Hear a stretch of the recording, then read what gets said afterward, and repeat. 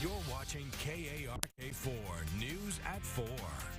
It's only March, and the Mississippi River corridor has already sustained significant flooding. Communities along the river fear this may cause a catastrophic spring flood season. Mississippi River mayors are in Washington, D.C. this to lobby Congress and make their case to the White House. KARK4's Washington correspondent Drew Petrimo reports.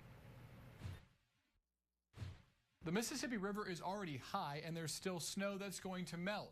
Flooding is a huge concern for communities along the river. Images from space show the extent of flooding along the Mississippi River this year compared to an average year 5 years ago. On the river near Memphis, Tennessee, you can see the power close up.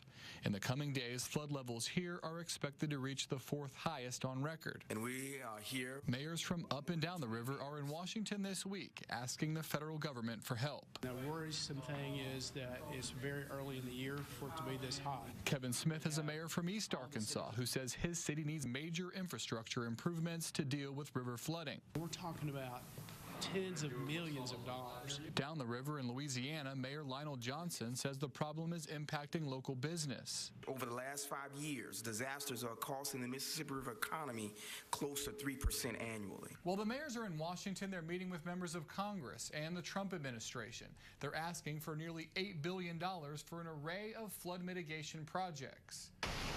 It would be a big help for city officials in Memphis, where a recent influx of grant money only solved part of the problem. There are a number of other areas throughout the city and county that still remain vulnerable to flooding. It's an uncomfortable feeling as experts predict flooding on the Mississippi this year could rival the historic floods of 1993.